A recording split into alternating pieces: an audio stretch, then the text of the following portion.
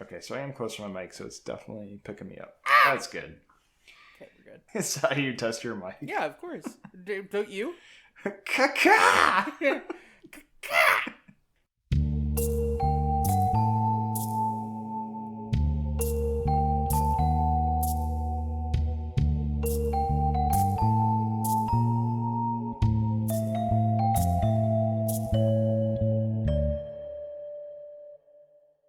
Hello, everyone, and welcome to this week's episode of Watch No Evil. This is Matt.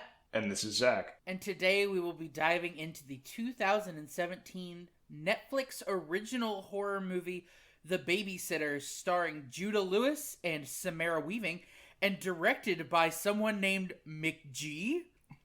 That's Yes. actually his name. What a power move to just call yourself McG. Oh my god, it's MacGyver. You know what else this guy directed, Zach? Charlie's Angels Full Throttle. That was like the last one they did before this weird reboot with Patrick Stewart. Yeah, they did it in 2003. I don't know if this one has the original cast, but I think it had Cameron Diaz, Drew Barrymore, Lucy Liu. Which, the first Charlie's Angels, also not a great movie, but damn, did it have some fun moments in it. I mean, Charlie's Angels is a horror movie. Oh, absolutely. And much like Charlie's Angels, this is a multi-person cast, and there are 3 women. So this movie follows the story of a young boy named Cole, who, when faced with the option of doing so, decides to spy on the babysitter, B, that he believes is going to be having an orgy in his house while he's asleep. So little does he know that it's actually a meeting of a satanic cult that needs his blood for a secret ritual to get whatever they desire. Thus ensues a sort of pseudo-Home Alone style chase film where you have 5 hot teens chasing down this young 12-year-old boy to stop him before he can spread the word of what they're actually doing. How did you feel about that synopsis? Concise and accurate. I liked it. Perfect, because we're going to start this off with a game, and the name of the game is Ooh, baby, do you know that film? Okay, the premise of the game is that I'm going to read you a synopsis of a movie with a babysitter in it, and I want you to try and guess the film. These all should be films that you know. Oh, alright. Maybe 1 or 2 you don't, but let's start. So here's the first one. After witnessing horrible events by an invisible entity on his home cameras, this family discovers a nightmarish history of their house, a coven of witches, and an invisible imaginary friend, as well as the truth that their children might be in danger. Paranormal Activity 3? You are correct! It is Paranormal Activity 3. Nice. Well done! I couldn't remember if it was 2 or 3, but... Okay, that was level 1. Level 2. Oh boy. During an evening of babysitting, high school student Jill is terrorized by a caller asking, "Have you checked on the children lately?" After calling the police, they inform her that the calls are coming from inside the house. Oh my god, why am I blanking on this right now? I said one of the words in the title 3 times. When a Stranger Calls? It's When a Stranger Calls! Was second guessing myself. I'm like, is that what it's called? Yeah, it's what it's called, yeah. Alright, I have seen that one. Alright, next one. This small town had slowly begun to forget the tragic crime until his escape. Before long, this emotionless killer became fixated on some blissfully unexpected high school students. While they may try to flee, the shadows are Halloween. thick, and he's what? Damn it, yeah, of course it's Halloween. I knew that was going to come up. Yeah, it has to. Alright, here's the next one. And let's see, I have prepared for this one 2 quick synopses, because the first one might not give it to you. The second one definitely will. Okay. Alright. The events of one evening take a turn for the worst when a young boy trying to spy on his babysitter goes wrong. Well, obviously you're kind of like leading me to The Babysitter. Yeah, it's The Babysitter. It's the movie we watched. Oh, okay. Well, how could I not get that one? It's fresh in my mind. All right, Zach, are you ready for the last one? I don't know if you're going to get this one. This one might be the hard one. You're going to give me like some Scooby-Doo bullshit like I did last time. Maybe. We'll see. All right. A wounded veteran is put to the ultimate test when he's charged with protecting 5 kids being ruthlessly hunted by masked killers after the murder of their father. After car chases, deadly traps, and a mysterious key, this orphan family discovers their father's greatest secret called Ghost. I don't know. Is it?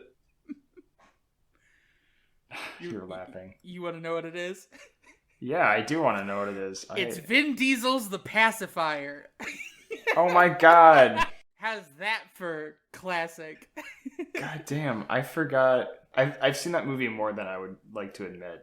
I can't remember which one of my sisters really liked it. Anyway, all of these classic babysitting movies, the fun twist in this one, of course, is that the babysitter's the big bad at the center of it all. Man, she straight up says that. Yeah, she says that she's the big bad. I think that that's a significant part of the film. It is so self-referential, and it's really interesting. I was having a conversation with a couple other people just about contemporary music culture, and there is sort of like this heated debate about using like a self-referential culture in music or in movies, in art in general. Is it cliche? Is it kitschy to use? Is it sort of showing the insecurity of a filmmaker to be so self-referential, or like wink wink nod nod at the audience like, I'm in on the joke too? What do you think? Like to have the big bad of the movie say, I'm the big bad.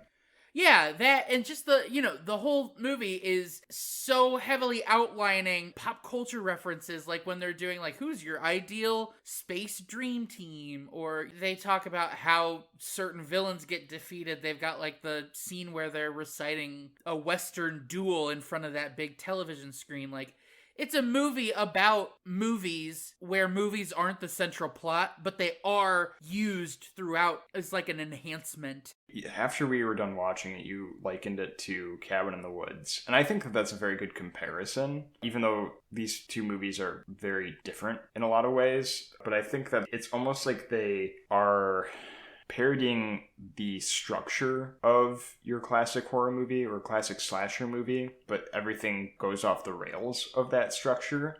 Yeah. Because of how ridiculous things get. And it's almost like kind of pointing out the ridiculousness of your average slasher movie that kind of is in itself unrealistic because of how people react to certain things. And I think that Cole is a very relatable character. He reacts to like seemingly kind of intense things, like when he first wakes up after he passes out and he's tied to the chair and he goes, why is he shirtless? Even though it's meant as a humorous kind of tension-breaking thing, it is a realistic kind of reaction to that. Like, that's something that someone waking up from passing out moment might say. It's just like that relatability to the character and to the situation. Him reacting that way is very anti-trope for a slasher movie. One of the reasons that I think that it's a great moment is because it is something that we all probably have thought while watching a horror movie before, but never actually like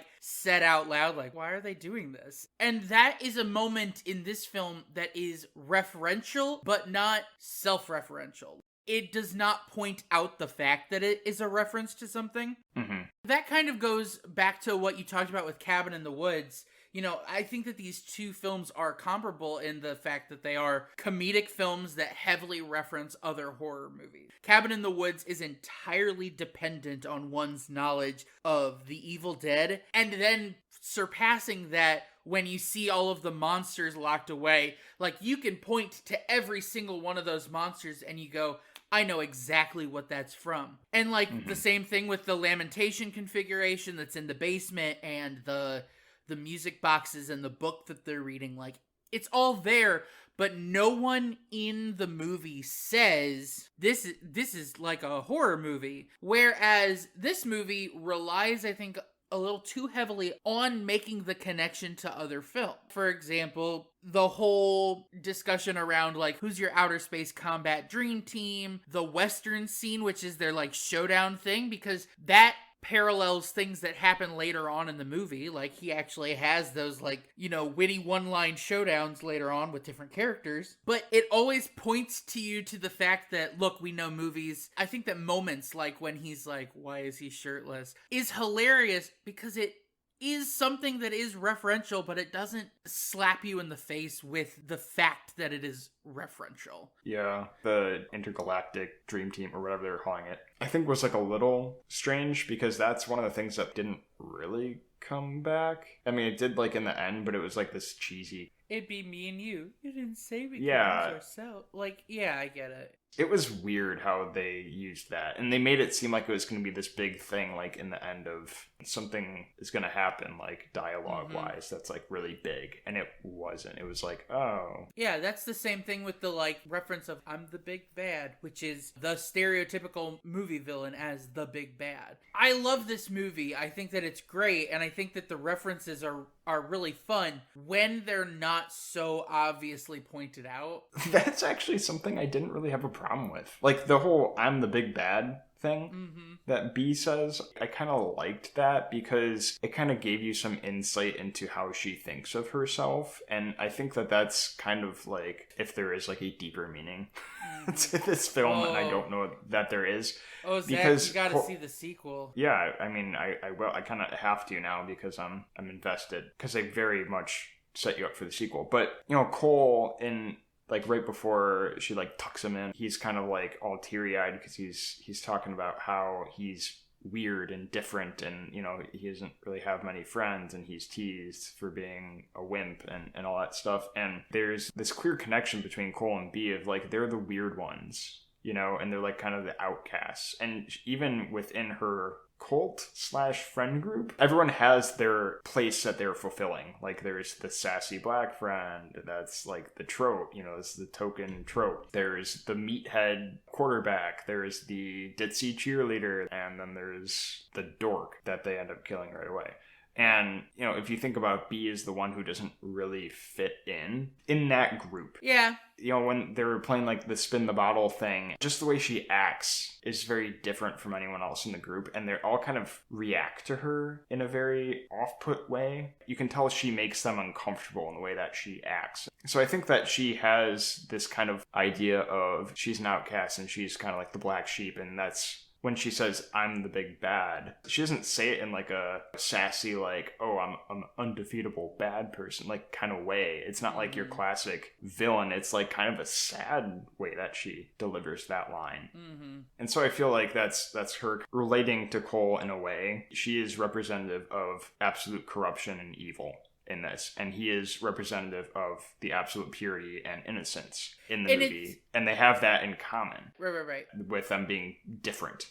Yeah, and you talk about B making the rest of them uncomfortable. I mean, part of it, too, is the other teens have not engaged in the sacrifice before, but we are led to believe B has. That she's been doing this for a long time. There's sort of an immortality angle with her that's not really fully explored, but it does make mention of her being sort of this like long con. But even when she's being the cult leader, it's interesting because it's almost like you can tell that she doesn't want to be. Samara Weaving, she plays the character with like a lot of pathos, because she doesn't seem like she wants to engage with this, and she wants Cole to like not really be harmed. She wants to keep him safe and protected, but you can get the sense that there's some deeper reasoning as to why she is doing what she is doing and why she has to do it, versus the motivations of the other. Like, we get to see Max is evil for the sake of being evil, and B, it almost feels like that neutral evil. Like, she's bad, but she's bad because she has to be. Right. Even when they kill Sam, she treats it very much as like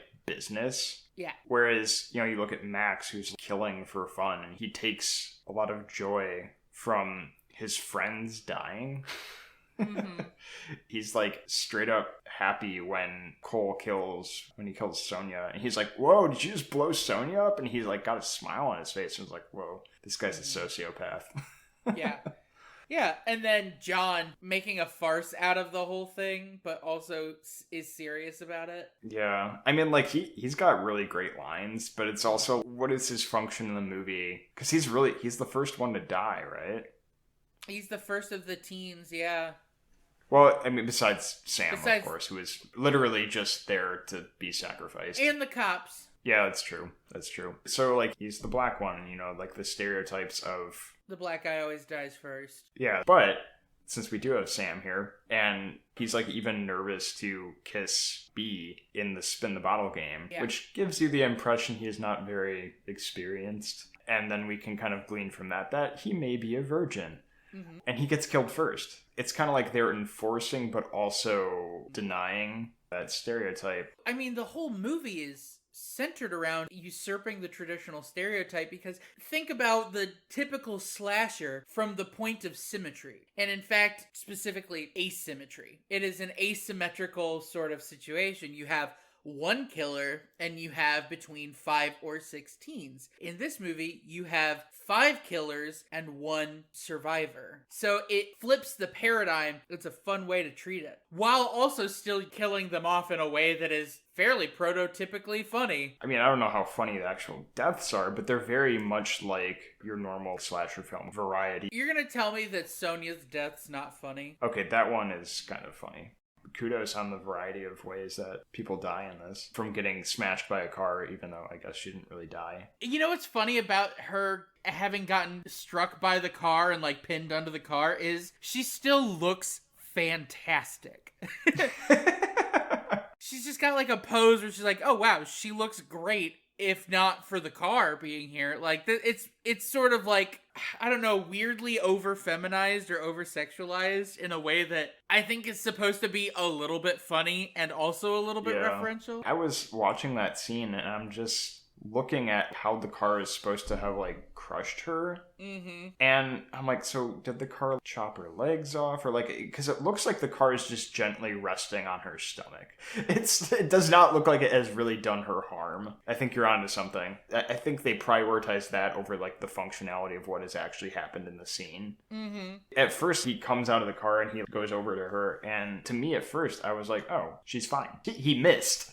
Which also would have been funny. And the way that the car, it wasn't really, like, resting on her stomach. It was a little lower, you know, the pelvic area. Mm-hmm. And I wonder if that was also intentional because, you know, with the whole loss thing of innocence. Cole. Yeah, and the whole thing of, like, Cole having the hots for her the whole time. The loss of innocence. Yeah, we'll talk about that in a second. Jesus.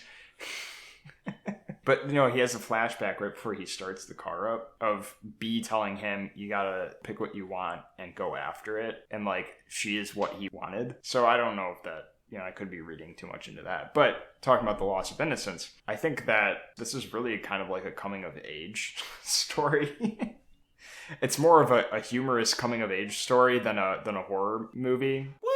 He definitely loses his innocence throughout. It's a coming of age story? Starting with him being a child afraid of getting a shot? That opening scene with the school nurse. One, why was the school nurse giving a vaccine to children? I don't understand that. They used to do that. Do they do, like, flu vaccines? I never... Yeah, I'm wondering about that because I have, like, a contextual memory of that being a thing, but it's also used in other horror movies, and specifically, I think it's supposed to reflect this sort of pseudo-retro quality to this film, because there are a lot of things that seem, like, dated, and then there are also a lot of things that seem not dated, like his use of the cell phone. But that was one of the things where I think that it tries a little bit to obscure when this movie takes place, because the use of the music too. I think that the classic rock and that was truly referential. And this is a movie that is very hard to classify because it is kind of like your teen slasher movie,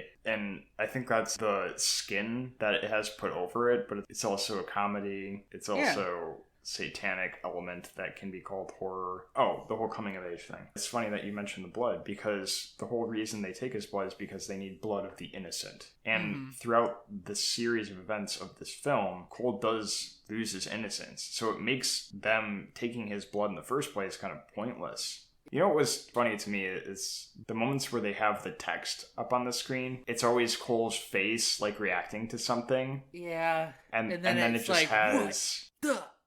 It was an interesting way to kind of project Cole's thoughts rather than having whisper to himself like, oh, what the fuck? Can I tell you something about that, though? Yeah, sure. I hate it.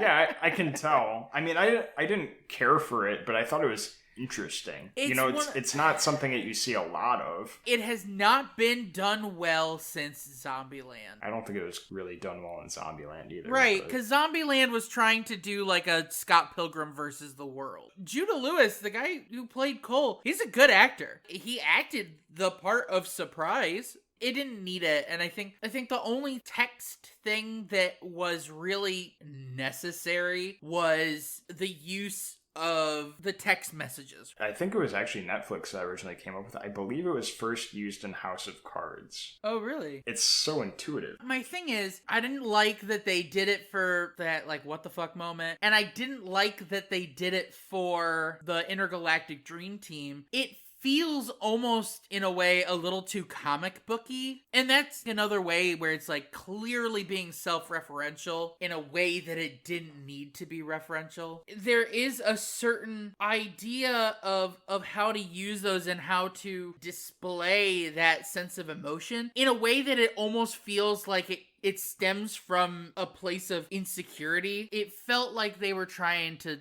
say like, oh, we're not really sure if Judah Lewis's inner thoughts are being expressed well on his face, so we're gonna like put it up. I mean, at the end of the day, and I hate to say this because I think it is a good movie, it's entertaining, but I don't think this movie is for us. I think this movie is very much geared towards that teen audience that like slashers were originally intended for. They're truly going after that target audience. We like this because it's got those horror elements, it's got those slasher elements, but the finishing touches that are put on it, like upbeat rock music, the irreverent humor that's a little too on the nose for more mature people like we pretend we are, and putting giant words up on the screen. I think it's meant for a new generation of slasher fans. Well, and that's the thing, like I said, I like this movie. I think that it's a good movie. I think that it's fun, like you said, it's enjoyable. There are just certain things that I guess I also have certain tastes that are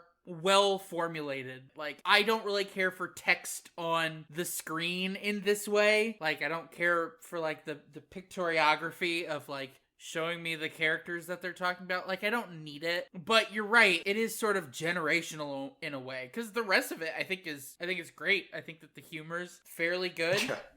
Big Bird's side bitch. Yeah. His interactions with Allison remind me so much of Marlon Wayans in the Scary Movie franchise, who I believe Marlon Wayans plays Ray. Like, there is something about the way that he acted those, and some of the jokes, the way he delivered them, that did remind me of the Scary Movie brand of comedy. It's such a good one. And also, I just love Brenda's character so much. In the third movie, when they're doing the Ring parody, and the well shows up on screen and the water starts coming out, and she's just like, Cindy, the TV's leaking. It's so like almost deadpan, but also at a clearly higher register than her talking voice. And it's so funny to me for some reason. Like, it triggers something within my mind. Yeah, see, that's the kind of humor that I'm talking. Like, even though that, I don't know if that's necessarily irreverent, it's not like highly witty by any means. It's just the way that's the kind of thing that our generation is like, yeah, that's funny, because it's like this nonchalant kind of delivery and reaction to this thing that's obviously terribly wrong. There is a back and forth. And in this movie, it's a lot more one-liners. I think that the references when John's always getting blood spurt in his face, and then I think it's Allison that says, "You look like Carrie." You know, it's those kind of references that are more for, you know, the higher generation of, that's what we're going to find funny. It is almost a staple of comedy horror movies to have, like, the absurd blood spray scenes. Yeah. You know? Dracula Dead and Loving It. Tucker and Dale versus Evil. Cabin in the Woods definitely did Cabin in the Woods. Sleepy Hollow. Oh, Zombieland. Zombieland has that too. Oh, Zombieland 2 especially, just covered. That, I think, is one of those things where it's clearly a staple of the comedy horror genre. It is referential, but the thing about this that makes it work, I think, is the ability for them to sort of riff off of it. Yeah, and I like the little things too, like the Protestant joke. Oh my God. Was a great one. So good. It's so realistic. That's how 12-year-olds hear things like Yeah. that. Protestant. It's close enough, you know? Yeah. And then also, like, very near that same part, the vase falling over. And yeah, so in Melanie's house, when they're, like, hiding from B, the vase falls over. Mm-hmm. So the vase falls over, Cole catches it, and you're like, oh, man, that was so close.